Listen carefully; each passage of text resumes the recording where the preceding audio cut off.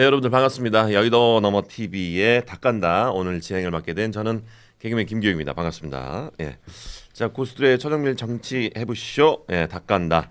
저희가 매일 오전 10시 반에 여러분들에게 항상 인사를 드리고 있는데 오늘은 또 공교롭게 또 10월 30일입니다. 10월 30일 10시 30분 네, 딱 시작되는 10과 30의 만남. 예. 뭐 우연이죠. 예. 항상 라이브로 여러분들에게 인사를 드리니까 여러분들 잊지 말아주시고 예. 오늘 정치 뉴스를 까볼 세 분을 먼저 만나보도록 하겠습니다. 먼저 나이 순으로 소개하겠습니다. 강성필 민주당 부대변인 나오셨습니다. 반갑습니다. 안녕하세요, 강성필입니다. 네, 제 고향 선배님이시고 예. 박민영 국민의힘 대변인 나오셨습니다. 반갑습니다. 안녕하세요. 나이순 맞나요? 제가 더 젊은가 봐요. 그렇게 봐주셨군요. 감사합니다. 야, 오늘 의문에 한 10분 정도 되는데? 외모 나이 그렇게 볼 수 있죠. 관리하겠습니다. 아니. 의석순으로 저희가 갑자기 그렇게 바꾸시는 거예요? 자, 김성열 개혁신당 소속 최고위원 나오셨습니다. 반갑습니다. 예, 안녕하십니까, 김성열입니다. 네, 아주 든든한 오랜만에 만나는 세 분 함께하도록 하겠습니다. 먼저 우리 정치해부쇼에 들어가기 전에 저희가 가장 중요한 저희 여의도모를 찾아주신 많은 감사한 분들에게 소개해드릴 상품. 예, 지금 사실은 이제 맛볼 수 있는 최고의 계절인데 청도 반시를 여러분들에게 소개를 계속 하고 있습니다. 반시. 사실은 이 날씨쯤 되면은 이제 많은 분들이 홍시, 반시 요거 굉장히 생각날 거예요. 예. 예전에는 뭐 귀한 손님 오시면 내주는 그런 과일이었죠. 예. 전라도에서는 사실은 이제 요거는 진짜 밥 먹고 나서 이 디저트로 먹기에는 진짜 최고의 과일로 치고 있습니다. 그렇지 않습니까, 선배님? 이제 홍시. 네. 사실 이 홍시가 요즘은 어떻게도 파냐면 요거를 슬러시 같이 갈아서도 먹습니다, 집에서. 그렇지. 맛있지. 홍시 슬러시. 그렇지. 그리고 이제 이 홍시를 그냥 먹어도 맛있어요. 네, 그렇지. 근데 이게 쉽게 먹기가 어렵습니다. 막상 사려고 어디 가면 안 팔아요. 맞아요. 특히나 이 아이스 홍시. 네. 막상 땡길 때 먹고 싶으면 안 팔아요. 그러면 어디서 사야 돼? 여의도몰에서. 여의도몰에서. 씨 없는 홍시. 반시. 맞아요. 네. 이게 사실 이제 홍시가 먹다 보면 씨가 있으면 그것도 참 기분이 별로 거슬리고. 물론 이제 단감도 맛있을 때가 있지만 이게 땡길 때가 있단 말이에요. 그렇지. 땡길 때가. 맞아요. 오독오독 맛있는. 맞아요. 굉장히 당도가 굉장히 높습니다. 청도에서 나온 산지 직송으로 여러분들에게 보내드리는 씨 없는 대과 무려 5kg을 여러분들에게 보내드리는데 5kg? 5kg면은 한 20개 정도 됩니다. 20개 정도 돼요. 굉장히 많은 양이죠. 이렇게 많은 양을 보내드리는데도 21,900원. 이건 너무 싼 거 아니야? 40개를 보내드린데, 그러니까 요게 20개짜리인데 요거를 두 판이네요. 그러니까 두 판을 보내드리는 거야. 야, 엄청 저렴하네. 하나에 10,000원 초반. 하나에 500원이야. 그렇게 계산이 나오네요. 네. 21,900원에 여러분들에게 보내드립니다. 맥반석 계란보다 싼데요? 그러니까 맥반석 계란 먹지 말란 말이요? 여의도 볼 거는 더 싼데. 아니 너무 싼 거 아니에요? 진짜 이건 충격인데? 그러니까 이게 뭐 남는 게 있어요? 우리가 뭐 남기고 파나? 그냥 여러분들 뭐 좋은 거 드시라고 그냥 파는 거죠. 여러분 이거 안 사주시면 제가 또 출연료로 가져가야 되잖아요. 이거 5kg면 상당히 무겁습니다. 10판 가져가셔야 돼. 50kg에 50kg. 박민영 가방에 넣어가지고 가려면 박민영 힘듭니다, 여러분. 그렇지. 이거 꼭 사주셔야 됩니다. 맞아요. 요게 이제 진짜 맛있게 드시려면은 요거를 이제 딱 집에서 주문해서 받잖아요. 그러면은 일단은 뭐 바로 드셔도 상관없습니다만 한 이틀에서 한 3일 4일 정도 약간 후숙을 좀 시켜요. 그러면 이게 막 몰랑몰랑이 더 몰랑몰랑하게 된단 말이야. 그러면 이제 당도가 더 올라가니까 그때 이제 살짝 이제 반으로 쪼개가지고 씨가 없으니까 먹기 편하잖아요. 그러니까 반으로 쪼개서 한 입 한 입씩 베어 먹으면 순식간에 사라지는 거죠. 저도 이제 과일 중에서는 감을 굉장히 가장 좋아하는 과일 중에 하나인데 요거를 또 당도가 높이 올라간 이렇게 반씨를 또 먹으면 기분이 굉장히 좋습니다. 그러니까 가운데 심지같이 있는 게 그렇지. 젤리같이 오독오독 맛있습니다. 그렇죠. 그게 이제 어찌 보면 이제 그 소고기로 따지면 이 떡심 같은 거죠. 그죠. 무한해. 그렇지. 그래서 식감이 굉장히 좋잖아요. 그 부분이 나는 식감이 좋아서 그 부분만 또 찾아 먹는단 말이야. 그 가운데만 먹고 남기는 나쁜 애들이 있어. 1시간은. 예.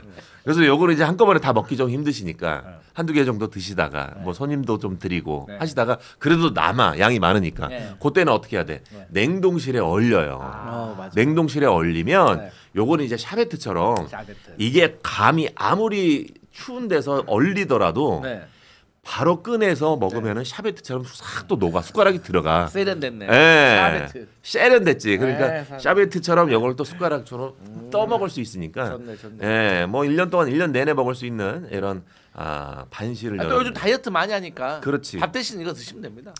예. 반숙도 먹고. 그렇지. 월요일은 홀수는 반숙. 그렇지. 계란. 예. 짝수는 홍시. 그렇지. 또 아까 그 선생님 말씀하셨듯이 이제 냉동실에 얼려놓고 이거를 만약에 나는 오늘 또 달달한 주스를 먹고 싶다. 그럼 이거를 또 이제 갈아서 드시는 슬러시처럼 하나의 방법이죠. 예. 갈 때도 우유에 넣어서 갈 수도 있고. 우유까지 넣으면 더 맛있어요? 우유가 비싸다 싶으면 물 넣고. 나는 우유 넣는 거 몰랐어. 출연료 더 들어야 돼. 내가 보기에 이거 홈쇼핑 호스트 약간 더 들어야 돼요. 야, 여의도 몰에 들어오셔서 여러분들 인터넷 주문을 해주시면 되는데 인터넷 주문이 힘들다 하시면은 전화를 주십시오. 예, 대량 주문을 하시거나 아니면은 인터넷 주문 힘든 분들에게는 1551-5280 전화번호 저희 준비되어 있으니까 친절한 상담원이 여러분들에게 주문할 수 있도록 도와드릴 겁니다. 많은 이용 부탁드리겠습니다. 고맙습니다. 오늘 방송을 보시고 이게 한 팩에 이제 5kg잖아요. 네. 오늘 국민의힘의 박민영이가 좀 마음에 안 든다. 네. 그러면은 50kg를 사시면은 박민영이 가져다 줍니다. 50kg 사면 50kg. 50kg 사면 50kg 들고 갑니다, 박민영이. 그럼 박민영이 들고 가서 네. 이게 직접 배달을 해주면 거기서 이제 하고 싶은 얘기 좀 해줘도 되고. 네. 뭐 김성렬이 마음에 안 든다. 네. 100kg. 김성렬은 100kg. 100kg. 본인 몸무게보다 더 많이 나. 강성빈은 150kg. 저는 150 여당이니까 150kg 정도는 사야죠. 그 정도는 해야 갑니다. 조금씩 비싸네. 네, 노블레스 오블레스. 그러면은 이렇게 하시죠. 의석수만큼의 키로수를 아니 그럼 우리 너무 간대. 너무 적어 우리. 홀갑을 하시네. 요거는 이제 농담이고 문자 반영이니까 여러분들 참고해 주시길 바라겠고 아무튼 뭐 여의도몰 많이 이용해 주시길 바라겠습니다. 기대하겠습니다. 여의도몰을 많이 이용해 주셔야 저희 출연자들이 또 출연료를 또 받아갈 수 있다라는 점 참고해 주시길 바라겠습니다. 쇼핑이 후원이다. 예, 그렇죠. 예, 자 본격적으로 정치해 보시오 들어가 보시죠. 한미 정상회담을 얘기를 안 할 수가 없습니다. 가장 먼저 얘기할 게 한미 정상회담. 사실 이게 이제 빈손으로 끝나나 싶었었는데 뒤늦게 이제 관세 협상이 타결이 됐습니다. 예. 어찌 보면은 또 좋게 또 타결이 된 것 같기도 하고 이걸 어떻게 평가를 해야 되나 싶긴 한데 세 분은 또 어떻게 생각하시는지 먼저 강성필 우리 그러니까 예. 강훈식 비서실장이 네. 얼마 전에 이제 미국과의 관세 협상에 대해서 뭐라고 했냐. 미국과의 관세 협상은 뉴 노멀이 뭐냐면 계속해서 협상하는 거다. 어떤 분야든 트럼프의 정부에서는 트럼프가 미국 대통령으로 있는 한 미국과 꼭 우리나라뿐만이 아니라 이제 계속해서 협상을 해 나가는 것이 뉴 노멀이 됐다라는 점을 먼저 말씀을 드리고 그런 차원에서 그럼 좀 결정된 것만 말하면 큰 틀에서 버티면 된다. 왜 버티면 되냐? 최초에 미국에서 3,500불을 언제 입금하라 그랬어요? 일시불로 일시불로 즉시 입금하라 그랬어요. 그렇지. 그런데 우리가 버티니까 네. 3,500불에서 2천억 달러는 그래 직접 투자. 그리고 1,500달러는 대출과 신용 보증으로 돌아갔단 말이에요. 이거 우리가 한 발짝 앞서 나간 거 아닙니까? 그렇죠. 자 그리고 걔들이 일시불로 바로 해라. 그랬는데 우리 못한다. 망하는데 우리 어떻게 하냐. 그러니까 이것들이 계속 고민하다가 안 되겠네. 그래가지고 알았다. 그러면은 8년 동안 1년마다 250억 달러 우리나라 돈으로 한 33조 7,500억을 입금해라. 우리 그것도 못한다. 안 돼. 우리 돈 없어. 너희들 통화 스와프도 안 해주잖아. 네. 그러니까 그때 또 하다가 결국에는 어떻게 됐어요? 이게 연간 200억 달러로 또 내려갔습니다. 그리고 이제 이 투자의 종목도 원래는 트럼프가 다 키를 잡고 내가 하라는 대로 해 이렇게 하기로 했었어요. 근데 이것도 안 된다. 안 된다. 우리 국민의 혈세다. 그래서 이제 우리가 그러니까 미국의 사업의 주체는 되되 네. 그 사업의 시행은 한국의 기업이 하도록 예를 든다면 그러니까 SMR 원전 수출을 미국이 하는 겁니다. 네. 그러니까 요즘 이 원전 청정국이라고 하는 스웨덴도 그리고 동남아, 아프리카에서 이제 소형 원전 SMR 이 수요가 많이 있어요. 네. 그러면 미국이 이제 계약을 하는 거예요. 주체가 되어서. 하지만 미국이 1979년도에 이제 원전 사고가 난 이후로 원전 시공을 안 해봤어요. 그래서 못합니다. 설계밖에. 그러니까 우리나라가 가가지고 시공을 해주는 거예요. 그러면은 미국도 돈 벌고 우리도 돈 벌고 이런 과정으로 가기로 한 거죠. 아 그렇게 투자를 하기로 했다. 네. 그래서 이제 이 다음에 또 후속 내용들이 또 많이 있는데 네. 또 이제 우리 박민영이 두 눈 또 부릅뜨고 저거 이제 막 그러니까. 공격하려고 지금 뭐 저 시동 걸고 있으니까. 좋아요. 예. 또 김성렬 최고 앞에서 막 휴대폰 막 검색하고 있네. 막 하자 잡으려고. 속보가 그러니까 계속 나오고 있습니다. 이거 지금. 보고 나서 제가 또 대응하도록 알겠습니다. 하겠습니다. 예. 전략적으로. 이렇게 말씀을 해주시면 또 협상이 잘 된 것 같은데 우리 박민현 대변인은 또 어떻게 생각하시는지. 우리 강성필 부대변인께서 이 홍시 필리버스터를 펼치신 이유가 최대한 우리 말 못하게 하려고 그런 게 아닌가 지금 의심이 살짝 들었습니다. 홍시가 많이 빨라졌네. 홍시 필리버스터. 예. 일단은 좀 한마디로 망한 협상 같아요. 그래요? 네, 저도 어제 저녁까지는 일단은 우리 정부 발표를 전제로 해서 제가 평가를 했었는데 네네. 눈 뜨고 일어날 때마다 새로운 사실들이 지금 쏟아지고 있거든요. 네. 아침에 일어나 보니까 트럼프 대통령이 6천억 달러를 우리 기업들이 미국에 직접 투자를 하기로 했다. 또 새로운 이야기를 꺼냈어요. 일전에는 2천억 달러라고 전제를 해서 최대 5,500억 달러 규모라고 이야기를 했었거든요. 네. 그런데 3,500억 달러 규모의 정부 투자 플러스 6천억 달러 기업 직접 투자, 다른 말로는 9,500억 달러짜리 딜이었다라고 하는 거를 트럼프 대통령이 이야기를 한 겁니다. 네. 여기서부터 상당한 충격이죠. 유럽연합도 그래요? 이 정도 규모로 협상을 하지는 않았어요. 그리고 지금 제가 들어오기 직전에 속보들을 보니까 러트닉 미국 상무장관이 계속 새로운 이야기를 또 합니다. 네. 한국이 시장 개방에 100% 동의를 했다. 이거 농산물 개방했다라고 하는 말로 암시가 되거든요. 네. 그리고 지금 관세 협상은 자동차 등 일부 품목에 대한 거고 반도체에 대해서는 해당 사항이 없다. 기존대로 관세 부과하겠다라고 이야기를 했습니다. 뭘 협상을 한 거죠? 그러니까 협상문이 있고 이 비가역적인 결론이 나야 되는데 결과적으로 또 우리 정부만 우리 유리하게 이야기하고 유리한 곳도 없었습니다마는 그마저도 지금 미국에 의해서 반박당하고 있는 또 그런 모양새가 반복이 되고 있거든요. 협상한 거 맞습니까? 그리고 9,500억 달러 규모면은 그냥 1조 달러 1,000조 원이 넘는 액수예요. 우리 GDP 거의 절반 가량을 지금 미국에 퍼다 주겠다라고 하는 건데 이건 정말 만국적 협상이거든요. 아니 이재명 대통령 본인 입으로 얘기했잖아요. 3,500억 달러 퍼주는 거면 자기 탄핵당할 수도 있다고. 탄핵당할 서명이었다라고 얘기를 했는데 지금 그 규모가 거의 3배가 됐습니다. 이거 대체 어떻게 책임을 지겠다라고 하는 건지 일단 사실관계를 좀 분명히 밝혀야 할 것 같고요. 그러니까 어제 발표한 우리 정부가 지금까지 미국과 있었던 쟁점에 대해서만 이렇게 합의를 됐다라고 얘기를 한 건데 지금 들리는 바에 의하면 새로운 쟁점들이 계속 쏟아지고 있거든요. 미국이 구체적으로 어떤 요구들을 새로 해왔고 새로운 그런 제안에 대해서 우리 정부가 어떻게 응대를 했는지 소상히 발표해 저희가 좀 평가가 가능할 것 같고요. 지금까지 나온 걸로 봐서는 이건 망한 협상이다라고밖에 판단이 안 됩니다. 아 그렇구나. 일단 좀 많이 흥분하신 것 같으니까 반씩 좀 드시고 계세요. 시원한 걸로. 이 나라가 6개월만 또 안 돼서 이렇게 국력이 이렇게 네. 사락할 수가 있습니까? 아이스 반씩 좀 드시고 계시고. 예. 당분 좀 채우겠습니다. 자 우리 김성열 최고가 좀 정리를 좀 해주셔야 될 것 같습니다. 네, 근데 이게 외교 협상이라는 게 네. 사실 각자의 입장에서 바라보는 대로 이야기를 할 수밖에 없어요. 네, 그러다 보니까 우리 정부는 우리 국민들한테 우리가 잘했다 하는 거고 미국 정부는 그 사람들한테 또 미국 국민들한테 우리가 잘했다 하는 부분은 분명히 있어요. 근데 이제 문제는 뭐냐면 그렇다면 정확한 사실은 무엇인가? 이거는 얘기를 해줘야 돼요. 그 사실을 바라보는 관점은 다를 수 있어요. 근데 사실에 대해서는 정확하게 얘기를 해야죠. 제가 어저께 발표를 보면서 라고 했던 부분이 뭐냐면 바로 반도체 관세였어요. 자, 자동차 이런 것들은 15%로 하기로 했다. 딱 얘기를 해줬어요. 근데 반도체에 대해서는 뭐라고 얘기를 했냐면 대만 수준에 비해서 불리하지 않기로 했다. 즉 네. 퍼센트가 안 나왔어요. 그렇죠. 난 여기서 또 뭐야 그럼 이거 합의 안 한 거야? 이 생각이 들었거든요. 근데 합의를 했다고 발표를 했잖아요. 근데 아니나 다를까 지금 러트닉 국무장관 뭐라 그래요? 상무장관인가? 뭐라 그래요? 우리 반도체 합의한 적 없다. 자 이거 보세요. 이러면은 이거는 솔직히 사실만 놓고 봤을 때 합의가 안 된 게 맞죠. 우리나라도 정확하게 합의를 했으면 그 퍼센트를 얘기를 했겠죠. 그러니까 저는 지난번부터 이 관세 협상에 대해서 의문점을 갖는 게 합의문이 나오질 않고 숫자가 나오질 않아요. 그 상황에서 계속 해석만 나온단 말이죠. 그러니까 이런 것들에 대해서는 국민들한테 좀 더 속이지 않고 명확하게 얘기를 해준 다음에 설명을 해야지 자꾸 자신이 바라보는 쪽으로만 이야기를 하니까 이 국민들이 점점 신뢰를 조금 잃어가는 게 아닌가. 이건 좀 아쉬운 부분이 있고요.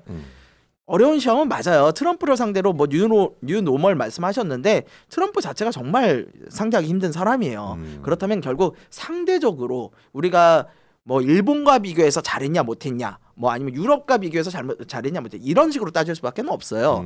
근데 그런 면에서 봤을 때 유럽과 일본에 비해서 그렇게 손해봤다라고 하기는 지금까지는 어렵지만 그렇다고 해서 그들에 비해서 너무 잘했다라고 얘기하기도 좀 어려워요. 그러니까 어떤 분들은 선방이라고 얘기하지만 저는 어려운 시험인 건 인정하지만 낙제만 겨우 면한 수준이다. 네. 이 정도로 평가를 하고 싶어요. 근데 이제 참 이게 말이 미안합니다라고 말을 해야 되는 건지 아니면 고맙습니다라고 얘기하는 건지는 다른 문제거든요. 이게 사실 같은 현상을 두고 근데 저는 그런 차이라고 봐요. 그렇기 때문에 저는 기본적으로 국민의힘이라든지 개혁신당이라든지 이런 야당들이 이번 무역 어떤 관세 협상과 관련해 가지고 계속해서 지적하는 부분에 있어서는 저는 사실 그래도 다른 정치적인 정쟁 문제보다는 더 긍정적인 면이 있다고 봐요. 그러니까 계속해서 이렇게 이것도 부족해, 이거 잘못한 거야 이렇게 말씀을 해 주시는 것이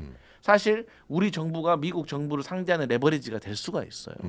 그러니까 야 한국에서도 반응 좋네 이렇게 가 해버리면 끝날 수가 있거든요. 그런데 자꾸 이제 우리 김성렬 최고 같은 사람, 박민영 같은 대변인이 야 잘못됐네 뭐 독일하고 뭐 유럽하고 일본하고 뭐가 더 잘 됐어 하니까 야 우리나라에서 난리야 지금 잘못됐다잖아 러트닉 야 임마 트럼프한테 빨리 가서 말해 우리 못해 임마 이렇게 되는 거거든요. 그래서 저는 이런 부분도 겸허하게 또 정부가 받아들이고 이런 것들을 협상에서 많이 담아내야 된다. 그런데 우리가 이제 보통 이제 유럽 연합보다는 일본과 비교를 하는 것이 그나마 좀 합리적이라고 말들 하잖아요. 이건 뭐 자타가 다 얘기를 해요. 근데 이제 일본이 미국과 관세에서 우리 야당이 그토록 얘기하는 서명했냐 안 했냐 그 서명 협상문을 보면 8조, 13조, 17조를 보면은요. 그 미국과 일본의 협상문 8조 13조에는 모든 투자의 손실 시 미국의 법적 책임은 없다예요.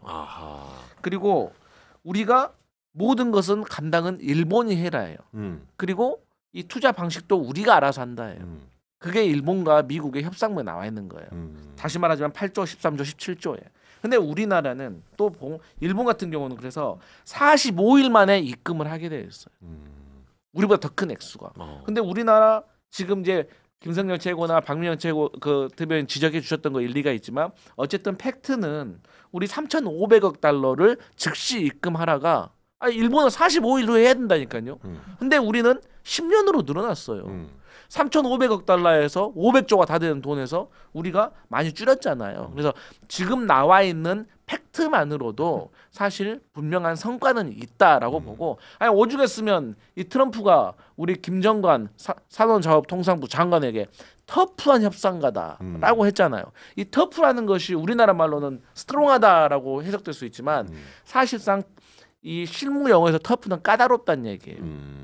계속해서 팩트를 확인하고 거기에 맞는 근거를 제시하고 이렇게 집요하게 물고 늘어지니까 이게 협상이 또 우리의 원하는 쪽으로 가는 면이 있거든요. 그래서 말씀하셨던 것처럼 이제 반도체 부분도 또 이제 협상을 해 나가는 겁니다.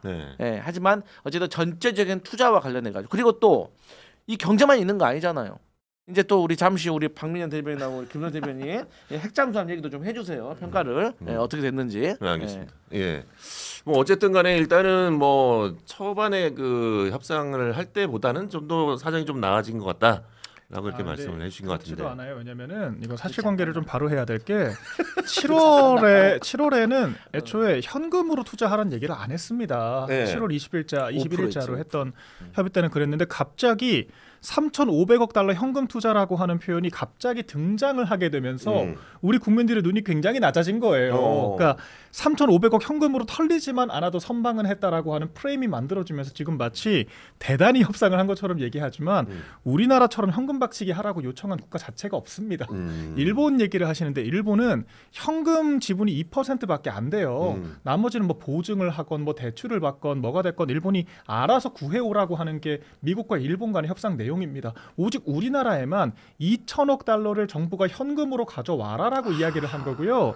이거를 매년 200억 달러 할부로 주겠다는 거예요. 할부. 네. 그러니까 신용카드 할부로 걸어놓고 지금 이거 잘했다라고 하는 겁니다. 그렇지. 결과적으로 우리가 2천억 달러라고 하는 현금을 내주게 됐다라고 하는 불리한 조건이라고 하는 건 전혀 변하지가 않고 문제는 당장 내년부터 200억 달러면은 우리 돈으로 30조가 넘거든요. 네. 어떻게 조달을 할 겁니까? 30조면은 여가부 예산 15배예요. 그러니까 지금 정부 설명은 우리 외환 보유고 잘 기금 굴려가지고 그 수익금 만들어서 5% 정도 할 수 있다라고 하는데 2022년 기준 수익률 마이너스 11% 나왔습니다.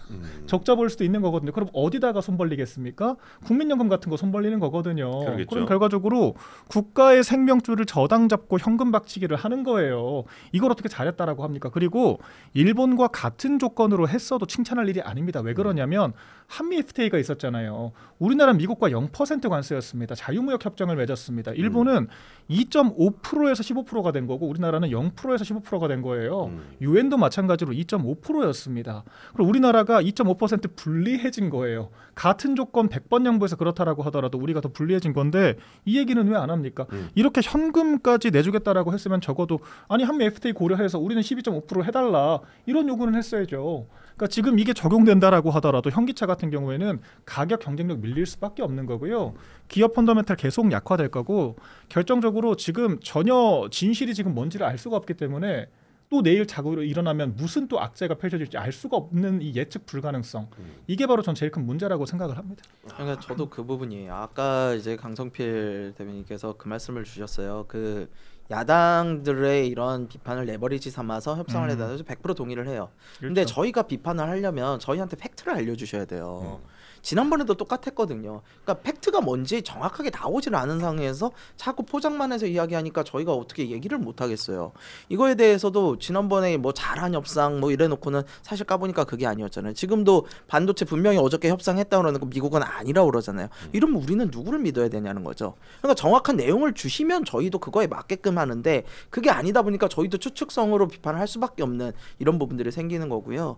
그다음에 앞서서 박민영 대변인 잘 얘기 주셨는데 진짜로 사실은 저희가 다른 나라에 비해서 가혹한 이런 오퍼를 받은 게 맞아요. 미국으로부터. 그리고 그거를 할부로 바꿔온 수준에 불과한 것도 맞아요. 다만 이제 할부를 하다 보면은 현가 계산이 있으니까 조금 줄인 거는 맞고 그리고 당장 이걸 다 내게 되면 우리 외환시장 자체가 큰 혼란이 오니까 그거라도 막았다. 그래서 제가 아까 말씀드렸지만 잘했다는 평가는 정말 좀 하기 어렵고 그냥 낙제점 정도는 면했다. 지금 당장 큰 위기는 좀 면한 것 같다 그랬는데 문제는 합의문이 나오지 않는 이상 저는 이제 더 이상 못 믿겠어요. 이 정부의 발표와 미국 발표가 계속 달라버리면은 믿을 수가 없어요. 그러니까 결국에는 일본도 아까 말씀하셨던 합의문이 나왔으니까 얘기를 하는 거잖아요. 좀 정확한 사실을 국민들에게 알려주는 게 우선이 돼야 된다. 그렇게 하고 나서 국민들한테 설명을 하시는 게 정부와 여당의 그런 도리인 것 같다라는 생각을 해요. 근데 이제 그 일본 재무상이 얼마 전에 그랬잖아요. 당신들 사실 우리 다 알겠지만 이것부터 내가 김성렬 최고한테 물어보고 싶어요. 네. 윤석열이라면 이거 어떻게 했을 것 같아요? 이만큼이라도 해냈을 것 같아요. 윤석열이요? 네. 윤석열은 한미 협상이 됐을까? 그렇잖아요. 그걸 저한테 물어보셔야죠. 아니지. 객관적인. 그래 이제 물어볼게요. 자, 어떻게 생각해요? 트럼프가 술을 좋아했으면 또 다르겠지. 외교 협상이 일단 윤석열 대통령은 미국과의 관계가 계속 좋았어요. 좋았고 하다못해 한덕수 총리가 주도적인 그런 실력 행사를 했겠죠. 트럼프 대통령이 직접 통화를 즉답적으로 했잖아요. 이재명 대통령은 여드레가 나흘이 걸렸지만 그 한덕수 권한대행 체제는 즉답적인 연락을 받았거든요. 퍼머넌트 프레지던트 할 생각 없냐라고 질문을 할 정도로 우호적이었고 심지어는 저희가 2+2 회담 할 때는요. $1,000억 수준에서 미국이 긍정적인 답변을 내놨습니다. 미 백악관에서 한국과 같은 동맹국가 최우선 협상하라고 긍정적으로 얘기를 했어요. 그때 민주당이 뭐라 그랬습니까? 정권 바뀌면 새 정권이 협상할 건데 지금 그 한덕수가 대선 출마용 정치 쇼하는 거 아니냐. 민주당 그때 그렇게 얘기했잖아요. 그렇죠. 네, 한덕수... 저희가 그대로 했으면 $1,000억 했을 거라고 저는 생각합니다. 아니, 근데 이제 이 말을 우리 국민들이 보고 계신 시청자분들도 윤석열 정부가 특히 윤석열이라는 사람이 이거 잘했겠냐라고 물어보면 뭐 어차피 윤석열이 한 게 아니라 뭐 김건희가 하겠지. 근데 그것도 못했을 거야라고 생각하는 것이 이제 일반적이고 이제 일단 이게 본질이 아니라 하기 때문에 아르헨티나 하는 거 보세요. 오케이. 우파 정권이 수립돼야만. 제가 사실 우자관 얘기인데 하지 않습니까? 우자관 얘기인데 진지하게 들어갈 필요는 없고. 근데 이제 그만큼 이거 진짜 어려운 문제라는 거는 알고 있을 것이다라고 생각을 하고. 근데 이제 결국에는 일본 재무상도 처음에는 얘네들 이면 합의식으로 너희 얘기하지 않았냐. 어차피 왜냐 우리 다 알고 계시잖아요. 트럼프가 지금 이 관세 협상을 벌이는 이유가 뭡니까? 내년 중간 선거 이기려고 하는 겁니다. 왜? 미국에 지금 유동성 공급이 많아졌어요. 그래서 주식이라든가 뭐 부동산 화랑이야. 근데 이러다 보니까 어때? 물가가 상승하잖아요. 그러니까 물가 상승하는 거를 어디서 컴프로치하냐? 다른 나라에게 관세를 부과함으로써 이것을 보전을 하려고 하는 거. 이거 누구나 다 알고 있는 거잖아요. 선거 대비용이라는 거. 그러니까 일본에게도 야 일단 지금 좀 사인해. 나중에 우리가 어떤 일 해줄게. 이제 이런 건데 이게 그러면 한국도 일본처럼 그렇게 할 줄 알았는데 한국은 그게 납득이 안 되는 거죠. 왜? 이렇게 야당에서 야 공개해. 무슨 일 있었던 거야. 막 이렇게 공격하니까. 근데 사실 그런 공격이 맞아요. 그런 공격을 해주고 지적을 해주니까 정부가 일본처럼 이면 합의 못하는 거거든요. 그렇기 때문에 이 부분에 있어서는 사실 여당을 해보신 분들은 알겠지만 어떻게 하나에서 10가지 다 말을 합니까? 그건 못하잖아요. 그건 안 해본 사람들이 하는 말이에요. 안 해봐서. 안 해봐서 한 말이라고. 안 해봤어. 이쪽에서 해봤지.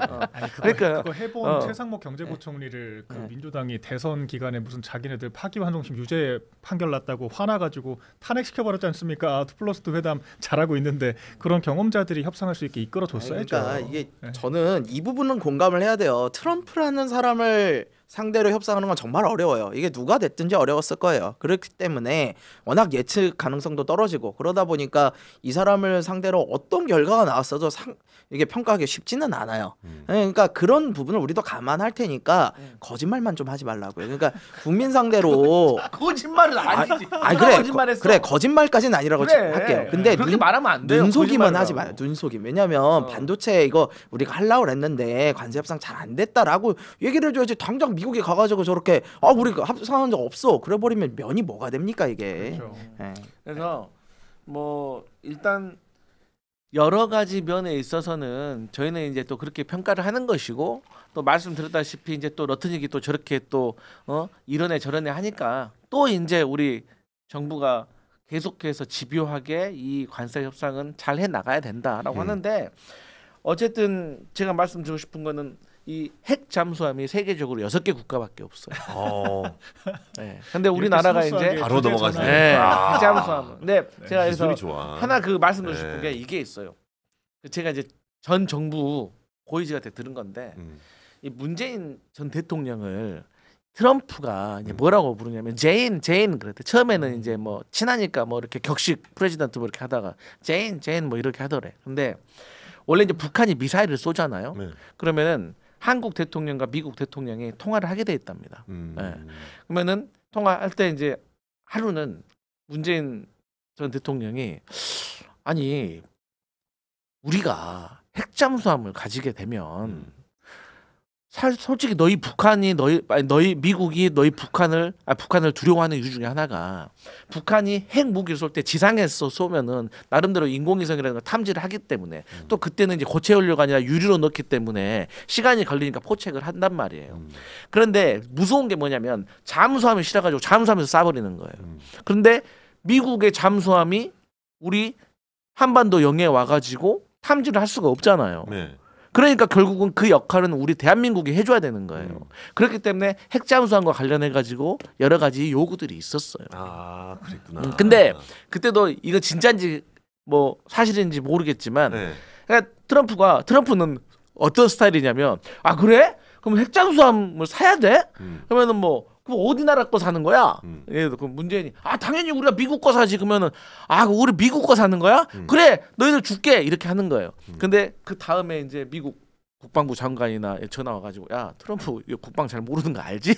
없던 얘기가 그냥 넘어가. 뭐 이랬다는 얘기가 있을 정도로 이제 여러 가지 핵잠수함과 관련해 가지고는 과거부터 여러 가지 요구가 있었는데 어쨌든 이재명 정부 와가지고 이 핵잠수함을 보유하게 됐다는 것도 큰 쾌거다. 사실 이 전만 하더라도 안보 이슈 관련해 가지고는 우리가 핵 농축이라든지 핵 폐기 이후 연료 재처리에 대해서만 우리가 일본과 같은 수준으로 하는 것만 가지고도 우리가 좀 성과라고 얘기를 했었는데 또 예상치 못한 이런 긍정적인 또 하나의 결과물이 만들어져서 저는 이 부분에서도 조금 또 우리 국방과 안보와 보훈을 또 중요시하는 보수 정당에서 또 평가를 해줬으면 좋겠다. 저는 어제도 뭐 보수 정당 한 의원 인터뷰 보니까 긍정적으로 평가하시더라고요. 네. 그리고 굉장히 빠르게 답변이 왔어요. 트럼프 측에서. 네, 오늘 새벽이었죠. 네. 근데 저는 혹평을 좀 하고 싶은 것이요. 예. 또 혹평이에요? 너도 끈질기다 정말. 혹평 할 수밖에 없죠. 왜 그러냐면 네. 저는 지금 트럼프 행정부와 이재명 정권이 각자 동기는 다른데 우리나라에 주둔하고 있는 이 미국의 전력에 대해서 조금 줄여나가자라고 하는 공감대가 있는 것 같아요. 네. 그러니까 이재명 정권은 북한 굴종이라고 하는 동기가 있을 것이고 트럼프 대통령은 뭐 차기 노벨 평화상을 노리고 있는 게 아닌가라는 이제 추정들을 하는 건데 결과적으로 이게 어제 또 미국에서 그렇게 얘기를 했거든요. 전작권 환수 논의하는 거 훌륭한 일이다라고 치켜 세웠거든요. 그러니까 이게 누가 봐도 미군 주한미군 수를 좀 줄이고 방위비 분담에서 유리한 협상을 하거나 좀 미국의 부담을 경감시키기 위한 빌드업을 하는 게 아니냐라고 하는 생각이 들거든요. 미국의 한반도 안보에 대한 책임성을 경감시키는 조치를 하겠다는 거예요. 그러니까 전작권 환수에 대해서 훌륭한 일이라고 하면서 우리나라에게 기존에 승인해주지 않았던 핵 추진 잠수함을 승인을 해줬다라고 하는 거. 이거 쉽게 말해서 앞으로 안보는 미국 없이 니들 알아서 해봐라. 이렇게 해석이 될 수가 있거든요. 이건 오히려 우리 안보에 더 위해가 되는 일이 될 수가 있습니다. 그러니까 우리가 핵 우산이라고 하는 미국의 시스템 안에 포섭이 돼서 드는 이점은 저희가 굳이 핵 운용을 하고 핵 보유국이라고 하는 그런 리스크를 짊어지지 않고도 충분히 위력을 발휘할 수 있기 때문인 거거든요. 그런데 미국이 스멀스멀 발을 빼기 시작하면요. 당장 미국이 우리나라에 제공하고 있는 정보전 전략 자산만 21조 규모입니다. 거기부터 우리가 지금 확보를 해 나가야 되는 거예요. 핵 추진 잠수함도 무슨 핵을 쏘는 잠수함이 아니라 정보전에 쓰이는 핵 추진 잠수함을 지금 건조를 하겠다는 거거든요. 네네. 그마저도 뭐 우리나라에서 자체적으로 하라는 것도 아니에요. 미국 그 필라델피아 조선소에서 물론 한화오션이라고 하는 우리 기업이 들어가 있기는 하지만 미국이 만들겠다라고 하는 그게 거고 중요한 겁니다, 여러분. 미국에서 만들겠다. 호도되지 마세요. 호도되지 마세요. 거기다가 핵연료를 어떻게 재처리할지에 대한 가이드도 전혀 없어요. 그렇기 때문에 이게 완결성 있는 승인인지도 가이드는 모르겠고. 과학자들이 다 알고 있습니다, 여러분. 그러니까 지금 제일 박민영은 모릅니다. 본질적인 문제는 미국이 우리나라 안보에 발 빼고 싶어하는 것 같다. 근데 그렇게 되면 결과적으로 우리 주권이 회복되는 게 아니라 부담이 늘어나는 거예요. 그러니까 우리가 당장 북한이 쏘는 그 미사일 도발인지 실탄인지를 분간을 못하지 않습니까? 그거를 분간을 해야 우리가 전쟁 억지를 하는 건데 미국이 발 빼고 지금 이재명 대통령 미국 언론과 인터뷰 뭐라 그럽니까?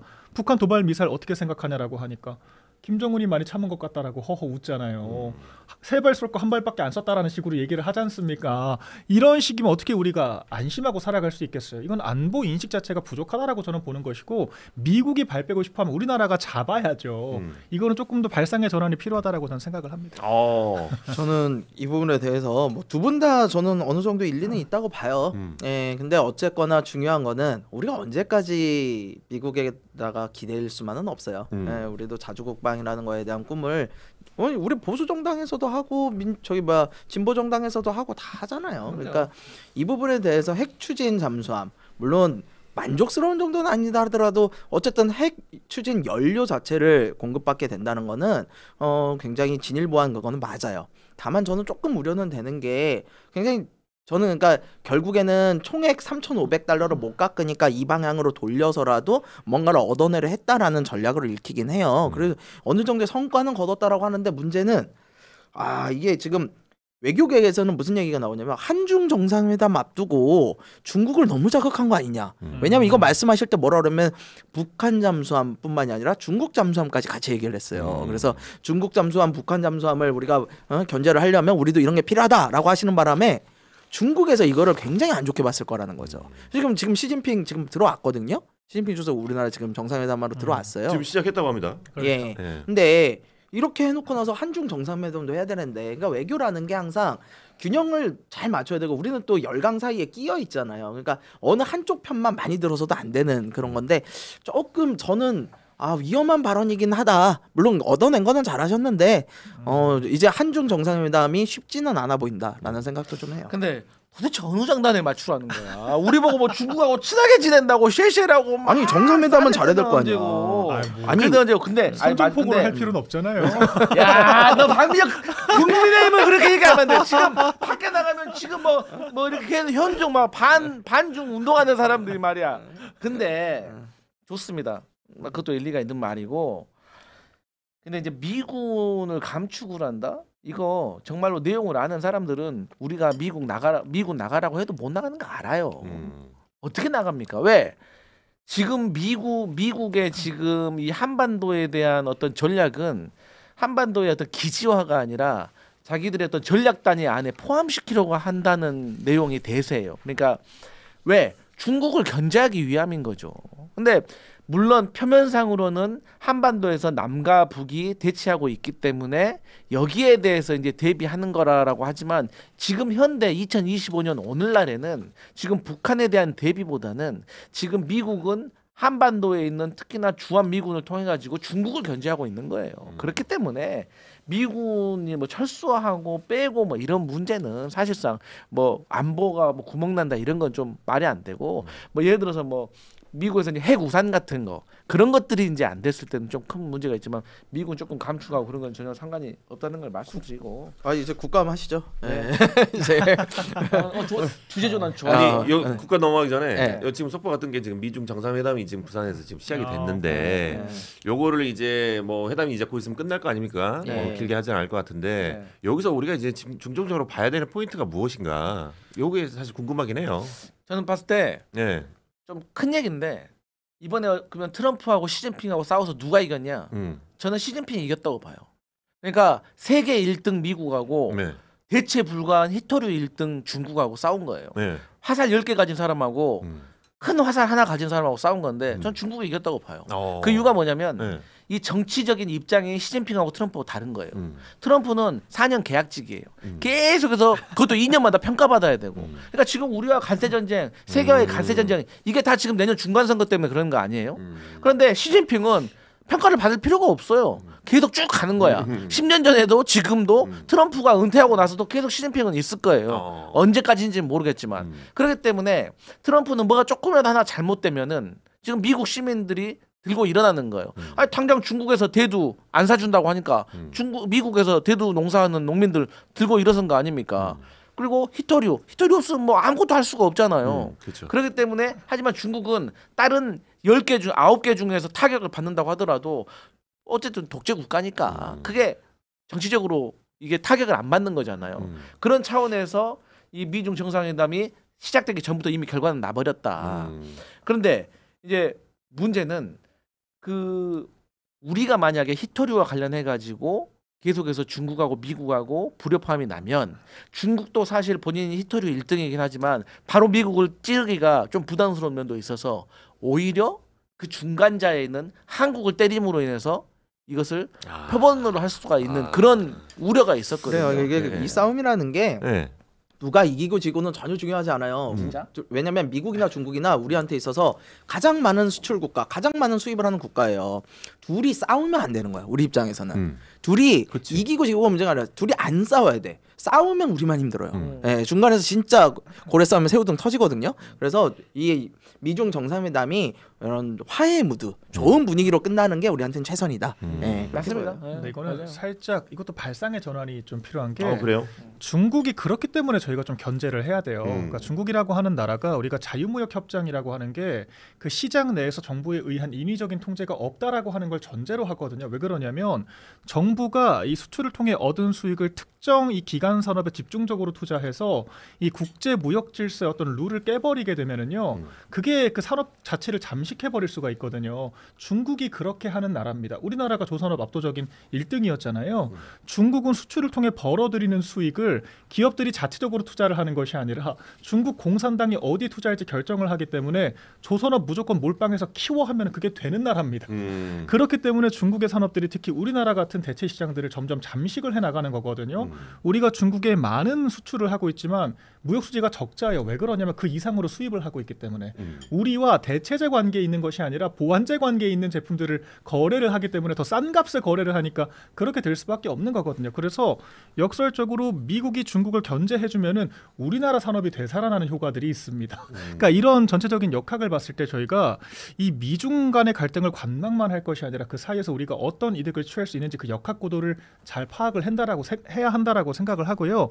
이 중국의 아나무인적인 이런 뭔가 땅 그 점령 전쟁 하듯이 하는 이런 무역 투쟁에 대해서 저희가 경각심을 좀 가질 필요도 있다라고 생각이 됩니다. 우리 박민영 대변인도 참 말 잘해요. 네. 주댕이 파이터잖아요. 네. 근데 아니 그 말 정말 맞아요. 네. 아니 이제 중국하고 미국하고 그러니까 우리 김성재 최고 말도 맞고 박민영 최고 그 대변인 말도 맞는 게 사실 미국하고 중국하고 다 잘 지내는 게 괜히 우리가 새우등 터질 수 있으니까. 근데 그럼에도 불구하고 어쨌든 미국하고 중국하고 싸우니까 그 낙수 효과를 우리가 또 보는 면도 있거든요. 근데 참 어려운 문제인 것 같습니다. 이게 상대가 다자구도기 때문에 정답이 없어요. 예, 알겠습니다. 이제 국감 얘기로 넘어갈 텐데 넘어가기 전에 이제 슈퍼챗을 쏴주신 분들 좀 소개를 좀 해드리도록 하겠습니다. 훌륭한 분들 소개해드려야죠. 더 사이언스 예전님께서 10,000원 후원해주셨고요. 우리 조희정님께서 5,000원 후원해주시면서 전작권해치는 이재명 정부 4일 후에 미국 국방부 장관 방위비 청구서 들고 옵니다. 어찌까요? 라고 하셨습니다. 예. 자 그리고 또 우리 두선님께서 5,000원 후원해 주시면서 아하 이 조합 진짜 방송 잘하시네. 셋 다 응원합니다. 찍어주진 않을 거지만 이라고 찍진 않겠지만 응원하겠다. 예. 감사합니다. 응원하겠다. 예. 슈퍼챗이 진립니다. 선출만 안 하면 되는 걸로.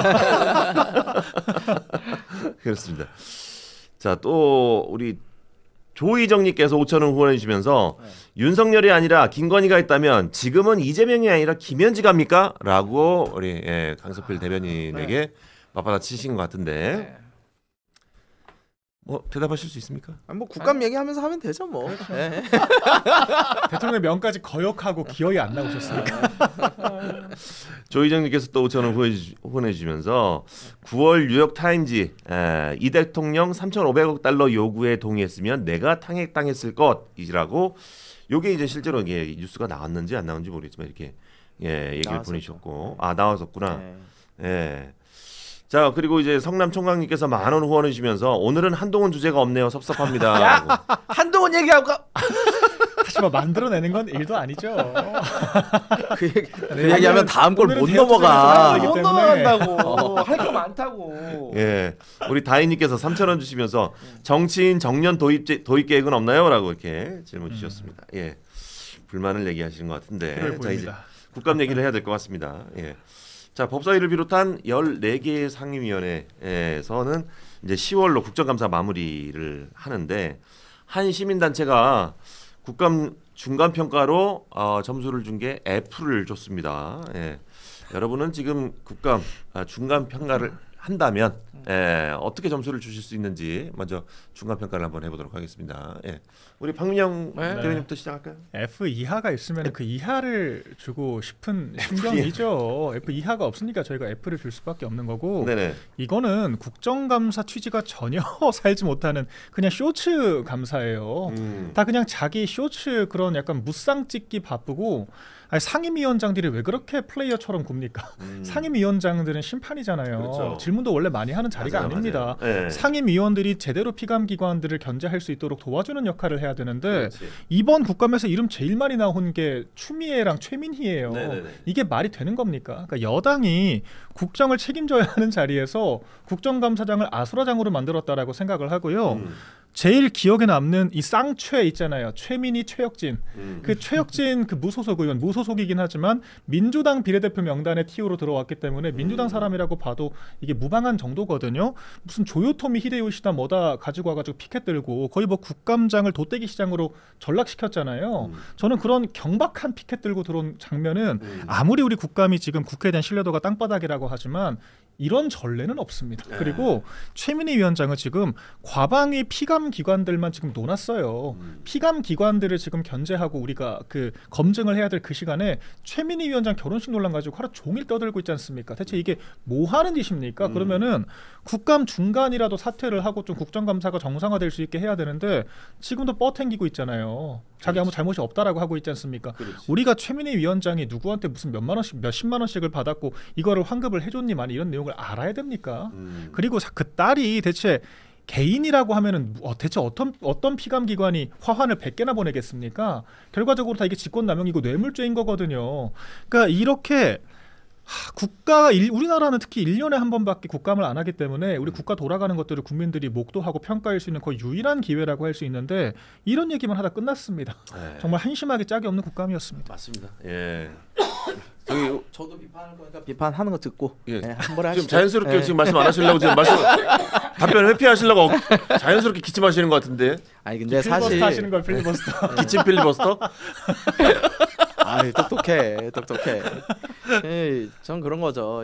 제가 국회 보좌진 저도 이제 10년 넘게 했지만 이번 같은 국정감사는 본 적이 없는 것 같아요. 정말 오늘 아침에도 말씀드렸지만 B급 저질 국정감사다라고 얘기할 수밖에 없을 것 같아요. 그러니까 국정감사는 국회에 꽂히거든요. 1년에 한 번 있습니다. 그리고 국정감사 때가 왜 중요하냐면 그때 요구하는 자료들은 행정부가 거의 다 내야만 해요. 사실상 내야만 하고 그걸 보고 이제 우리 세금이 제대로 쓰였나 정책이 제대로 됐는가 이런 것들을 검토하는 자리거든요. 근데 지금 뭐만 남았습니까? 제가 오늘 아침에 4개 얘기했어요. 김현지, 조요토미, 그리고 옥상으로 따라와, 그리고 양자역학. 아니 도대체 이게 무슨 이게 국감입니까 이게? 정말 진짜 이해할 수가 없는 일들만 벌어졌어요. 일단 처음에 김현지 실장은 나왔어야 돼요. 그렇지. 이게 기관 증인이라는 게 있어요. 그러니까 일반 증인이 아니고 기관 증인은 뭐냐면 어떠한 기관, 특히 피감 기관의 주요한 인물들은 당연히 증인으로 나와야 되는 부분이 있어요. 근데 그게 처음에 이분이 총무비서관이니까 당연히 기관 증인으로 나왔어야만 해요. 그러다 보니까 그런 비판을 피하기 위해서 어떻게 합니까? 보직으로 옮겼어요. 부속실장으로. 아니 근데 뭘 그렇게 감추고 싶어가지고 안 나오시는 겁니까? 총무비서관 나와가지고 이제 집권한 지 한 4개월 됐는데 지적받을 것도 별로 없어요 사실. 4개월 가지고 뭐 하겠어요. 그럼 나오셔가지고 그냥 질문 받고 그걸 또 민주당 의원들 다 커버 치실 거 아니에요. 근데 왜 안 나오시는 거예요? 그리고 왜 민주당에서는 그분 한 분한테 가서 직접 좀 나오셔야 됩니다 하시는 분이 한 분도 없는 거예요. 왜 밖에서 방송에서는 우상호 정무수석 이런 분까지도 나서서 나갈 거야. 안 나왔잖아요. 이거 면이 뭐가 됩니까? 그러니까 참 고양이 목에 방울 이렇게까지 못 달 거면 정치들 왜 하시나라는 생각이 좀 들고요. 조요토미는 말할 것도 없어요. 제가 역대 진짜 국회 장면 중에 최악의 장면으로 꼽을 것 같아요. 최악의 장면으로 뽑았다. 네, 정말로. 이런 사람을 국회의원 배지를 달게 한 것이 뭐냐? 민주당에서 저런 분들과 함께 위성정당 만들어서 비례대표를 같이 하는 바람에 저렇게 된 거예요. 민주당에서도 받을 수 없었던 사람을 갖다가 배지를 달게 하는 바람에 저렇게 된 겁니다. 저는 너무너무 잘못된 행동이라고 보고요. 옥상으로 따라와는 정말 유치해가지고 못 봐주겠더라고요. 뭐 하는 겁니까? 나이 드신 분들이 앉아가지고 너 욕설이나 하고 따라와. 이게 뭐 하는 거예요? 국민들이 뭘 보겠어요? 그리고 마지막으로 최민희 위원장님은 정말 너무 뻔뻔해가지고 제가 뭐라고 말하기도 어려워요. 아니, 제가 여러분들 모셨지만 특히 위원장쯤 하시는 분들은 대부분 다선이거든요. 초선 분들은 몰라서 그럴 수도 있어요. 어느 정도 이해를 할게요. 다선 분들은 그래도 국회에서 어른이란 말이에요. 어른답게 행동을 하셔야지. 아니 청첩장에 카드 결제까지 들어가는 건 분명히 문제가 있잖아요. 그걸 국정감사 기간에 그걸 모르겠어요. 국정감사 한두 번 치르셨어요? 근데 들어갔으면 좋아요. 다 실수했고 내가 몰랐어. 언론 기사가 났잖아. 이제 알았잖아. 그걸 결혼식 전에 알았잖아요. 일반적인 사람이라면 야 요번에는 내가 이런 언론도 나오고 그랬으니까 좀 자제하자. 가족들 설득하고 하한도 반려하고 축의금 못 받게 했으면 됐잖아요. 아니 축의금 못 받게 하면 거기 갖다 누가 이렇게 찔러 넣습니까? 아니잖아요. 근데 그걸 갖다 받아놓고 이제 와서 돌려주는 건 쇼죠. 그게 뭐 하는 겁니까? 그래서 이런 것들 때문에 국감이 묻힌 게 저는 너무 아쉽고요. 사실 이게 어떻게 보면 여당의 전략이었을 수도 있어요. 왜냐면 옆에서 굉장히 지금 비영어적 표현을 통해 이렇게 리액션이 너무 재밌네. 최 의원님이에요? 최 의원님이야? 리액션이 너무 재밌어요 지금. 아니 근데 진짜 이런 것들로 인해서 국감이 묻히면 행정부의 견제를 할 수가 없어요. 여당도 이러시면 안 된다는 얘기만 드릴게요. 예. 자 우리 그 강석별 대변인님 그 혹시 뭐 하고 싶은 말이 지금 많아서 지금 약간 답답해서 그러신 거예요? 아니면은 좀 약간 할 말이 없어서 그런 거예요? 아니 너무 피곤해서. 오늘 제일 솔직했다. 제가 방송하면서 네. 방송 패널 상대 패널에 이제 제일 까다로운 사람, 같이 하기 싫은 사람 이제 여러 가지 종류가 있습니다. 처음에 제가 방송을 시작했을 때는 제가 뭐 이제 며칠 있으면 이제 딱 만 2년 되는데 짧다면 짧고 길다면 길지만 제일 까다로운 사람이 딱 팩트 위주로 막 정리 잘해오는 사람이 처음엔 되게 어려웠어요. 그러면 나도 팩트로 대응을 해줘야 되니까 노력이 필요하거든요. 그렇지. 근데 계속 하다 보니까 이런 사람이 어려운 게 아니라 우기는 사람이 어렵더라고요. 막 우겨대. 막 우겨 뭐 진짜 뭐 예를 들어서 뭐 윤석열이 훌륭하대. 뭐 김건희가 국모래. 막 훌륭하대. 누가 그런 얘기를 했어? 근데 하여튼 뭐 그런 사람이 막 우기는 사람이 막 힘들더라고요. 근데 최근에 새로운 유형을 발견했습니다. 어떤 막강한 사람, 말 길게 하는 사람. 이거는 처음에는 한 1분 지났을 때만 해도 그래 이거는 이렇게 반박하고 이렇게 하고 이렇게 해야지 했는데 까먹어. 이제 좀 그 딱 2개 적어놓고 딱 이렇게 기다리고 있으면 안 끝나. 새로운 게 또 나와. 그러면 좀 내용이 많네 하고 또 이제 뭐 2개 또 적어놔. 뭐 이제는 이제 뭐 하다못해 앵커라도 제지하겠지. 근데 혼자 한 4분 해. 그러면은 순간적으로 머릿속에서 이 한 4-5개를 반론하려고 적어놨는데 이거 하나 어느 것 하나 이게 포기할 수가 없는 거예요. 그러다가 어버버하고 끝나는 경우. 그러니까 상대방의 타이밍을 뺏는 게 말 길게 하는 사람. 그게 이제 똑똑한 사람, 우기는 사람보다 더 무섭다. 말 길게 하는 사람이 가장 무섭다. 여당 근데 없는데요. 할 말이 너무 많잖아요. 근데 아니 저는 개인적으로 우리 김성렬 최고 평소에 이제 서운할 때도 있습니다. 사실 우리 사정 뻔히 알면서 얘는 진짜 우리 사정 잘 알아. 근데 얘는 막 찌를 때가 있어 알면서. 하지만 그래도 제가 비교적 방송해보면 상당히 합리적이기 때문에 제가 새겨 들으려고 노력을 해요. 지금 한 2분 때우셨어요. 그래서 이렇게. 그래서 이제 뭐 그러면 그거부터 말씀해 주고 가세요. 강석필 대변인께서는 지금 국정감사에 대한 점수를 어떻게 평가하시는지. 아예 뭐 우리 박민영 대변인하고 똑같죠. 그래요? F가 최하점이기 때문에 그만 줄 수가 있는 것이지. 그렇구나. 사실 이제 많이 부족하고 잘못하고 이제 이러면 안 되는 거죠. 그러니까 제가 이런 뭐 국감하면은 어떻게 해야 되나요? 막 그런 게 질문을 초반에 많이 있었어요. 요즘 그거 물어보지도 않아. 하도 이제 막장으로 가니까. 근데 저는 국회에 있으면서 이제 국토교통이라는 곳에서 오래 일을 했어요. 근데 국토교통은 뭐 1차관은 이제 토지 문제, 부동산. 2차관은 교통이에요. 교통이면 자동차, 항공, 비행기 뭐 이런 문제거든요. 그래서 과거에도 뭐 국정감사 나눈 단골들이 있는데 꼭 국민들이 아셔야 될 게 있어. 뭐 국정감사가 거의 그 추석 시즌에 하기 때문에 추석 기경길 휴게소 물가는 어떻게 되나? 그러면 라면, 돈가스 뭐 딱딱딱 있어요. 커피 몇 개 해가지고 모든 휴게소를 비교를 해. 그러면 어떤 휴게소가 비싸고 어떤 휴게소가 싸고 물가가 얼마나 올랐는지를 정말 국민들이 체감할 수가 있고 여기에 대해서 정부도 대책을 세우거든요. 또 뭐 코레일 때 뭐 추석 때 티켓 전쟁이잖아요. 그렇죠. 계속해서 국정감사에서 그것을 지적을 했기 때문에 그나마 지금 계속해서 합리적으로 변하고 있는 거예요. 그러니까 이런 게 정말 국정감사의 순 기능이거든요. 그리고 뭐 해외 수입 자동차 뭐 벤츠 뭐 아우디 뭐 판매량은 10배 늘었는데 서비스 센터는 고작 2배 늘었네. 이런 것들 하면서 여러 가지 소비자의 권익도 지키고 우리가 했는데 이런 것들이 안 나오고 말씀하셨던 것처럼 뭐 조요토미 히데요시 나오고 뭐 그냥 정책과 관련돼서 이슈가 생기잖아요. 그러면은 이건 호불호가 있다고 하더라도 다 나름대로 긍정적인 측면이 있어요. 근데 제가 정치권에 있으면서 개인 인물에 대해서 정쟁이 벌어지잖아요. 정말 비생산적이에요. 개인 인물에 대해서. 예를 들어서 뭐 김현지, 최민희, 뭐 이상경, 이찬진 개인이잖아요. 이 개인에 대한 잘못에 대해서는 하루 이틀만 하면 될 일이에요, 솔직히. 그렇잖아요. 이게 뭐 국가의 뭐 정책을 바꾸는 일입니까? 아니잖아요. 그냥 서로 공격하는 거야. 근데 국민들이나 언론들도 사실 개인의 어떤 이런 거에 대해서 재밌어해. 관심도 가고. 그래서 이제 길어지는데 정말로 제가 여당으로서 안타까운 건 뭐냐면 부동산 정책이나 관세 이슈나 이런 것들은 우리가 피할 수가 없는 이슈예요.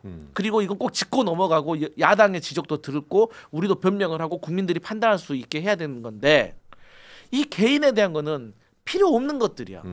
있어서 이게 무슨 우리 여당의 지지율에 뭐가 도움이 됩니까? 이거는 없어도 그만이 아무런 영향력이 없는 건데 근데 오히려 이게 더 몸통이 돼가지고 계속 가는 게 저는 너무나도 안타깝고 이 부분에 있어서는 우리 민주당이 조금 반성해야 될 부분이 있다 이렇게 말씀드릴게요. 제가 하나만 좀 정정하자면 뭘 또 정정해. 김현지는 개인의 문제가 아니라고 저는 더 이상 생각이 됩니다. 왜냐하면 조원철 법제처장이 나와서 너무 놀라운 발언들을 하고 갔잖아요. 재판 중인 사건에 대해서 법제처장이 나와서 무죄다라고 얘기를 하고 심지어는 헌법상 명확하게 규정되어 있는 내용들에 대해서 해석의 여지가 있다라고 이야기를 하고 근데 이 사람이 대장동 변호인 출신이었거든요. 네. 그리고 김현지 부속실장이 대장동 변호인들 관리를 했습니다. 그리고 만사현통이라고 할 정도로 인사권에 깊게 관여가 되어 있다라고 알려져 있어요. 그러면은 조원철 법제처장 같은 이재명 대통령 그 재판 변호인 출신들 다 지금 요직에 가 있거든요. 오만 행정부에 다 가 있습니다. 이거 김현지가 관여 안 했을까요? 안 했다라고 생각하는 게 더 이상하지 않을까요? 그렇지. 그리고 이번에 대장동 관련해서 진행 중인 재판에 대해서 무죄라고 단언을 하고 갔는데 이거 뭐 충성 맹세를 한 결과인지 그 변호인 때 했던 것처럼 김현지 실장한테 보고를 했는지 그리고 변호사비는 제대로 받았는지 변호사비 안 받고 이거를 인사권으로 대납을 한 거면 이거 명백한 게이트고 인사 문제입니다. 이런 것들은 사실 현재 진행형인 문제이기 때문에 개인의 문제가 아니라 당연히 검증하고 물어봐야 할 문제인 거예요. 사적 채용을 한 것이고 본인의 그런 변호사비를 대납을 한 게 되는 것이고 직분에 맞지 않는 지금 자리에 가가지고 이재명 개인을 위해서 지금 일을 하고 있는 거예요. 이런 것들은 분명히 검증을 해야 되는데 운영이 안 나왔지 않습니까? 근데 이제 우리 박민영 대변인이 저런 지적을 몇 번 하시길래 네. 제가 윤석열 정부에 대해서 인사에 대해서 제가 조사를 해왔습니다. 파일이 아주 커요. 합니까? 네. 근데 윤석열 전 대통령의 검사 인연으로 해서 곳곳에 박혀있던 인사들은 많이 보도가 됐기 때문에 제가 이 자리에서는 뭐 굳이 말하지 않겠습니다. 검찰 정보라고 엄청 욕했잖아요. 그런데 3년 내내. 김건희는 뭡니까? 김건희는 주로 국립이 앞에 들어가는 기간에 본인과 인연 있는 사람들 많이 보냈어요. 뭐 국립 뭐 오케스트라라든지 뭐 국립 무슨 박물관 뭐 재단이라든지 이런데 본인 인맥으로 그냥 다 보낸 거예요. 김현지는 하다못해 공직자고 총무비서관이니까 인사에 개입을 할 수가 있는 법적 근거라도 있지만 김건희는 뭡니까? 김건희는 예? 뭐예요? 근데 김건희는 하다못해 어느 인사까지 개입한 줄 아세요? 어디까지? 프랑스 해외 순방 가는데 프랑스 정부에다가 반려견 점단 직원을 배치해달라고 요구를 했어요. 프랑스 정부 인사에도 개입한 사람이에요.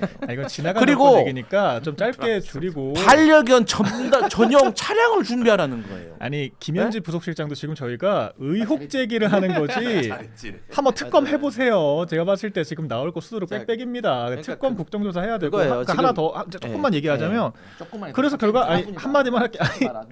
그래서 김건희 여사 작년에 민주당이 단독으로 증인 채택했잖아요. 그래서 심지어 본인은 그 공직자도 아닌 사람을 영부인을 채택을 했습니다. 영부인이라고 하지 마세요. 아니, 국민들이 보고 있습니다. 당시 영부인이었잖아요. 아니 현직 영부인을 부른 전례가 없습니다. 근데 김현지 부속실장은 왜 못 나옵니까? 비례적으로 맞게 해야죠 이런 거는. 네, 그거예요. 이제 저는 그 지금 박 대변인께서도 의혹이라고 했기 때문에 의혹이 맞아요. 그럼 의혹이 있으면 어떻게 해야 됩니까? 밝혀야 되잖아요. 이제 제일 중요한 건요. 요번 이 문제가 김현지 실장 문제는 전례가 남는 게 문제예요. 어떤 전례? 실세면 국감도 안 나와도 된다라는 전례가 남는 게 가장 큰 문제예요. 그래서 아니 의혹이 있으면 와서 해명하고 밝힐 거 밝히고 또 오해 있으면 풀고 그러면 되는 거 아니겠습니까? 근데 아예 나오질 않는다.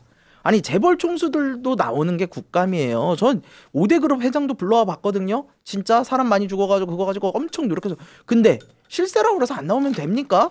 아니 그리고 대통령실 내에서도 나가야 된다고 이야기를 더 세게 하셨어야죠. 그러니까 이런 게 전례가 남는 게 저는 매우 안 좋다고 봐요. 이제 실세라고 다 이제 인정을 하는 분위기네요. 예. 뭐 그거야 뭐. 근데, 다 아는. 근데 우리가 이것도 알아야 돼요. 예. 아니 이 닭간다의 실세 누구예요? 닭간다의 실세 누굽니까? 어? 너는 아니야. 왜 날까요 갑자기? 장난이고 예. 어느 조직이나 다 실세 있잖아요. 없는 게 있습니까? 다만 그 실세가 이 고난만 누리고 책임을 안 지는 게 두 번째 문제고 가장 큰 문제는 고난이 없는 자가 행사라는 게 문제거든요. 그런 차원에서 저는 그래서 이제 저희 민주당이 말하는 게 김현재 실장 이번에 안 나온다고 하면 그거는 잘못된 겁니다. 저 말하잖아요. 잘못된 겁니다. 좋아요. 공직자는 부르면 나와야 됩니다. 그러니까 이제 그런데 어쨌든 간에 김현지 실장이 지금까지 뭐 이 정부가 뭐 된지 이제 뭐 한 4개월 좀 넘었는데 뭘 잘못하면 얼마나 뭐 크게 잘못했겠습니까? 그렇기 때문에 벌써부터 김현지가 뭐에 개입하고 뭐에서 잘못되고 이런 것처럼 마치 막 의혹을 씌우는데 자, 국민들이 시간을 보고 저는 평가하실 거라고 봐요. 그런데 어쨌든 뭐 우상호 정무수석도 말했고 저 같은 미가 말직들도 나와야 된다라고 말을 했어요. 근데 이제 저는 어제 이제 협상 안 된 걸 보면서 국민의힘도 내심 안 나오길 바라고 있구나를 확실히 좀 깨달았어요. 왜요? 저 같으면 네. 무조건 한 시간이라고 1시간만이라도 저는 부릅니다. 1시까지가 아니라 1시간만이라도 부르자라고 해서 무조건 불러냅니다. 그러면 그거 국민의힘의 성과예요. 그렇죠. 결국에는 불러낸 거잖아요. 그런데 결국에는 국민의힘도 협상을 안 해요. 그 이유가 이미 김현지가 나와버리면은 안 되니까 김현지가 나오기 전에 이미 의혹들을 막 다 얘기를 해버렸어요. 그 의혹이란 게 뭡니까? 김일성 찬양론자래요. 2025년 이 10월에 끝나가는 이 대한민국에서 김일성 찬양론자랍니다. 김일성이 지금 죽은 지가 언제고 지금 그 후로 나와서 해명해요. 나와서. 그래서 그러니까 그리고 여러 가지 공격하는데 그래서 저는 아예 못 나오게 하려고 그런 거 아니야. 아니 하나 처음에는 그랬잖아. 운영이 한 곳만 나오라고 했는데 6곳으로 늘어나고 또 그래서 그럼에도 불구하고 이제 그걸 못 부른 여당도 전 책임이 있다라고 생각을 하고 이걸 이렇게 말씀을 아니 오전에만 나오겠다라고 여당이 얘기를 한 거잖아요. 근데 어떤 우리가 피감기관 증인 채택을 할 때 오전만 나온다, 오후만 나온다 사정 봐줘가면서 그렇게 채택을 했습니까? 민주당 그렇게 안 했잖아요. 그러니까 사정을 봐줘야 하는 거는 그 사람의 문제인 것이고 기본적으로 원칙적으로는 국회는 채택을 해야 되는 것이고요. 본인이 사유서를 쓰고 늦게 나오든지 못 나오면 뭐 고발 대상이 될 수도 있는 것이고 그건 나중에 그 처신에 대해서 정리를 하면 되는 건데 결과적으로 여당이 결사옹위한 그림이 된 거 아니겠습니까? 아니 더군다나 저는 이게 30초만 얘기하고 끝낼게요. 같이 가시죠. 아니 박민영 말 길게 하니까 가버리잖아. 이재명 대통령 박민영 말 길게 하니까 가버리잖아. 저 외롭잖아. 아무도 없잖아. 다른 데 또 가셔가지고 김현지 얘기하러 가시는 거예요. 지금 뭐 다른 스케줄이 있어서 자리를 아니 그리고 지금 레임덕도 아니고 이재명 대통령 집권 1년 차인데 대통령까지 나서서 여당 의원들 불러다가 김현지 나가게 내가 지시를 했다라고 얘기를 했다고 전해지잖아요. 그러면은 여당이 대통령 말도 안 듣는 겁니까? 아니면은 대통령이 나가라고 했는데 김현지 실장이 나는 오전 안에 못 나간다라고 항명을 한 겁니까? 뭐가 됐건 사실 이재명 대통령 면이 지금 말이 아닌 거예요. 그러니까 여당이 대통령의 최신을 지키는 것보다 부속실장 개인 입장을 전달하기 급급했다라고 하는 게 굉장히 실망스러운 부분이었고요. 당연히 국민의 입장에서는 아니 오전만 나오겠다라고 하는 건 우리 국감 보신 분들 다 아실 거예요. 의사진행 발언 2시간 하다 끝납니다. 파행되고요. 점심 먹으러 가요. 그럼 언제 얘기를 합니까? 그러니까요. 가능하지 않은 얘기를 지금 하는 거예요. 제가 국정감사 10번 이상 해봤거든요. 예. 이제 그런 경우도 있습니다. 말한 것처럼 이제 정상적인 국정감사, 정쟁과 이슈가 별로 없으면 뭐 10시에 시작해가지고 장례 정리 좀 하고 뭐 업무 보고도 하고 그래요. 근데 이렇게 이슈가 생기잖아요. 그러면 업무 보고 책자로 서면으로 대처하고 그냥 바로 시작합니다. 그러니까 국민의힘의 의원님들도 만약에 김현지 불러가지고 정말 물어보고 싶고 제대로 된 질의를 하고 싶었다고 하면 저 같으면 1시 그리고 지금까지 역대 기관 증인 외에도 일반 증인들이 나와가지고 예를 들어서 기업 총수가 나왔어요. 그러면 보통 기업 총수들이 이제 오후에 나오라고 하거든요. 오전에는 말한 대로 행사가 좀 일정이 있으니까. 그러면 오후에 나왔는데도 답변을 만약에 잘못해가지고 국민적인 공분을 일으킬 만한 뭐가 나오잖아요. 그러면은 오후가 저녁 되고 저녁이 다음 날 이어지고 다음 날이 3일까지 갑니다. 그렇기 때문에 그래서 제가 드리는 말씀이 국민의힘 의원들이 정말로 저 같았으면 불러가지고 정말 예리하게 질문 잘했으면은 단 하나의 우리가 국정감사하면 그 언론이 다 보도합니까? 안 하잖아요. 임팩트 있는 한 줄, 임팩트를 남긴 의원 한 명, 요 정도를 남기잖아요. 그래서 저는 그런 부분이 아쉬웠다는 거예요. 네. 이게 사실 이제 오전만 출석이 가능하다라고 얘기한 것도 참 이게 서운하긴 한데 만약에 이제 오전만 출석 뭐 아침형 인간인가? 예, 아무튼 오전 어떻게든 어떤 사람도 뭐 재판에는 아침에는 못 간다고 막 그런 사람 있잖아요. 그 잼통이잖아요. 뭐 어쨌든 간에 뭐 아니었어? 김현지 실장이 이제 뭐 국감에 나온다 하면은 네. 어떤 질문을 이 공략을 해야 되는 건가요? 김현지요. 네. 제가 아까 얘기했던 변호인들을 직접 관리했다라고 하는데 그 사람들이 지금 정부 요직에 들어가 있으니까 네. 당연히 이게 연관성에 대해서 살펴볼 수가 있겠죠. 그리고 그 사람들이 인선됐던 시점이 김현지 부속실장의 총무비서관은 할 시점이거든요. 총무비서관은 내각과 그런 그 대통령실 밖 기관들에 대한 기관장들 인사권이 없습니다. 총무비서관은 법적으로 엄연히 3급 이하 행정관들에 대한 승진과 인사권을 가지고 있어요. 그렇기 때문에 강선우 후보자 사퇴시킨 것도 사실이라고 하면 이건 대단한 월권을 저지른 것이고요. 대장동 변호인 인사에 개입했다라고 하면 이건 대단한 이것도 문제가 되는 거죠. 그렇기 때문에 이런 부분 짚어봐야 하고 강선우 여가부 후보자 사퇴시킨 거 맞는지 또 물어봐야 하고 그리고 민주당이 야당 시절에 저희 대통령실 특활비 빵원으로 깎아버리지 않았습니까? 이번 정권 되자마자 반년 동안 쓰겠다고 처음에 90억을 요구를 했다가 그래도 양심에 좀 찔리는지 46억으로 조정을 했어요. 그러니까 어쨌거나 특활비를 부활을 시켰고 그걸 집행하는 주도적인 역할을 하는 게 국간 관리하는 총무비서관이거든요. 네, 회계 내역 공개한다라고 했는데 굉장히 포괄적으로 공개가 되어 있습니다. 아무런 의미가 없는 내역들을 공개를 한 거예요. 이런 것들도 당연히 살펴볼 수가 있고요. 제가 지금 당장 약 1분 동안 말씀드린 것만 이 정도의 이야기를 할 수가 있고 과거 이재명 대통령과의 관계성 인사가 됐잖아요. 고위공직자가 됐지 않습니까? 학력도 처음에 기재를 안 했고 고향도 모르고 얼굴도 몰랐어요. 그러니까 이런 사람 민주당이 뭐라 그랬습니까? 사적 채용이라고 국민의힘 공격해가지고 기어이 그 구급 공무원까지 잘라냈지. 냈지 않습니까? 근데 이거 하셔야 됩니다. 당연히 자격 검증도 해봐야 되는 거죠. 지금 공직자 이력서에 네네. 출신지는 기재하지 않기로 되어 있습니다. 학력은 기재를 해야죠. 그러니까 학력은 돼 있지. 근데 이제 기재하지 않게 되어 있습니다. 이게 단면 평가라든지 여러 가지 인사에 이제 같은 뭐 고향 출신이면 인사에 이익을 줄 수도 있고 불이익 줄 수도 해서 안 된 거고. 그러니까 제가 방금 쭉 들어보니까 우리 박민영 대변인이 물어봤던 거 그 정도 수준만 물어봐도 저는 그러면 양질의 국회의원이라고 생각을 해요. 네, 그런데 국민의힘 국회의원도 저런 거 안 물어봅니다. 당신 뭐 김미 전 의원의 뭐 판결문에 친하다고 나와 있던데 김미 의원은 뭐 종북 세력 아니냐? 근데 그 판결문 나와 있다고 하길래 저는 무슨 김미라는 전 의원이 국가보안법으로 뭐 유죄 받아가지고 그 판결문에 김현지 나온 줄 알았어요. 사전선거 운동이에요. 근데 그걸 김일성으로 연결을 해버린다니까요. 그리고 그때 그러니까 이러한 것들을 막 저질스러운 질문들을 할 거예요. 왜? 그래야지 언론이 이렇게 봐주고 또 국민의힘의 강성 지지자들은 야 공격 잘하네 하고 또 박수 쳐주고 그러거든요. 그러니까 안 봐도 비디오예요. 저렇게 인사와 관련해서 뭐 이렇게 물어보면 그나마 괜찮다니까요. 근데 그렇게 안 해요. 근데 저는 그럼에도 불구하고 또 그런 공격을 받는 모습도 오히려 나쁘지 않겠다라고 했는데.